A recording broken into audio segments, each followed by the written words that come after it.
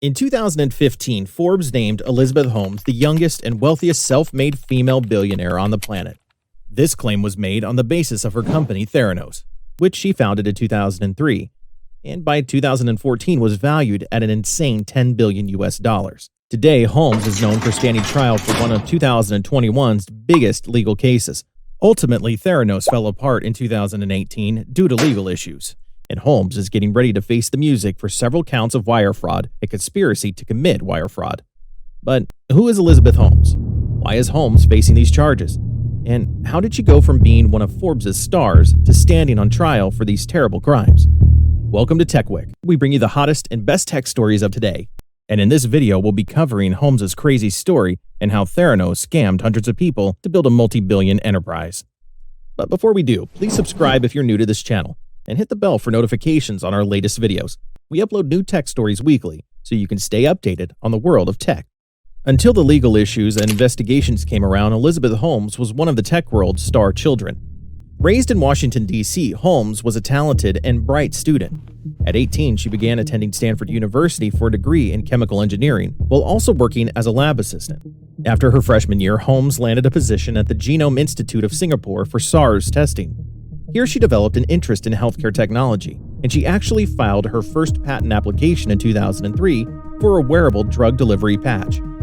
Following her newfound dream, Holmes dropped out of Stanford and used her tuition fund to start her own healthcare company, which we know today as Theranos. Theranos was founded in 2003, and in short, the company wanted to revolutionize blood testing. It quickly gained a sizable funding thanks to some of Holmes' special connections at Stanford. By the end of 2004, Holmes raised $6 million in funding, a number that grew to nearly $100 million by the end of 2010. Then, in the next 4 years, Theranos was infamous for recruiting an insanely impressive board of directors. By 2014, Theranos was valued at $9 billion, propelling Holmes to international stardom in the healthcare and tech scene. That year, at the peak of Theranos' success, Holmes was named Forbes' youngest and richest self-made female billionaire in the world. Despite her remarkable achievements, Holmes has always elected to keep Theranos in the shadows. In fact, it would take 10 years from the company's founding for Holmes to do a press release. And Holmes only did this after signing a massive partnership with Walgreens. The decision to hide Theranos from the spotlight isn't necessarily sketchy, but it does open the doors for suspicion. After all, why keep all the success to yourself if publicity could leverage more deals? And ultimately, one Wall Street Journal report got a little too suspicious and launched his own secret investigation on Theranos. While Holmes was celebrating her success and living her best life, John Carreyrou of the Wall Street Journal was carrying out an infiltration scheme that would have devastating effects.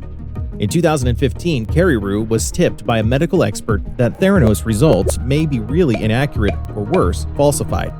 Carreyrou followed this lead and interviewed several of Theranos' ex-employees for more information. Interviews led to documents which led to a story, one that would eventually come to light in an article published in October of 2015. Article accused with evidence that Theranos' devices gave inaccurate results, and it used very commonplace machines for its testing, meaning that Theranos never revolutionized anything. In 2018, Carreyrou published a book that gave further details into Theranos' shady practices. Carreyrou's investigation may very well have created a domino effect that would ruin Holmes and Theranos. Because only 3 months after Carreyrou published his article, the Centers for Medicare and Medicaid Services, or the CMS, hit Theranos with a warning. The Institute's inspection of a Theranos lab revealed unsatisfactory practices, equipment, and staff training. In March 2016, the CMS hit Holmes with a 2-year ban from operating a lab after the issues had not been fixed upon a follow-up inspection. And in July 2016, Holmes was banned from owning or operating a blood testing service for 2 years. Remember Theranos' Walgreens deal? The one that was so big they had to do a press release for despite hiding away for a decade? Well, that deal was terminated too in 2016, effectively ending Theranos' most important relationship to date. In 2017, the state of Arizona filed a lawsuit against Theranos claiming that Theranos sold 1.5 million blood tests to the people of Arizona while hiding crucial information about the tests. Theranos ended up paying about $4.65 million in fines, fees, and refunds, creating a devastating loss for the company. The final blow came in 2018 when the U.S. Securities and Exchange Commission, better known as the SEC, charged Holmes and Ramesh Balwani, Theranos' former president, with fraud. The SEC alleged that Holmes stole over $700 million from investors by advertising a false product and lied to investors to gain funding. Apparently, in 2014, Theranos claimed it made over $100 million when it really only made $100,000. Embarrassing, really. In 2018, Theranos had 800 employees, but by the next 3 years, Theranos had to lay off nearly all of its workers. By the end of 2018, Theranos had began to dissolve. The end of the company is one thing, but its legal issues that followed are the most interesting.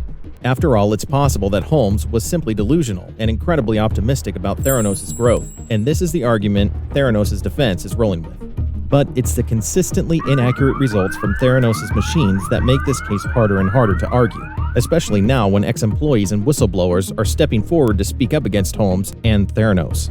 Erica Cheng is one of the spotlight characters of this case. After graduating university, she worked at Theranos for a half a year before leaving due to concerns over the machine's reliability. According to Cheng, the machines consistently gave inaccurate or wrong results, and yet Cheng was still pressured into giving patients the results. These are results that the patients would go on to use for personal medical decisions. Cheng eventually quit over stress. Another similar account came from Sarika Gangakadkar, another ex-employee of Theranos. She claimed that despite Theranos' machines being incredibly unreliable and faulty, Holmes was adamant that Theranos launch their products and sell them to customers. Apparently, instead of failing to provide accurate results, Gangakadkar claimed the machines had to be calibrated so often that it created a shortage of available working machines, and each calibration took a half a day.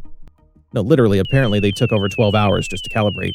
And when the calibration process was going on, Gangakadkar and her team was scolded for not working, even though Gangakadkar said that her team often worked incredibly long hours, well past midnight, and also early in the mornings.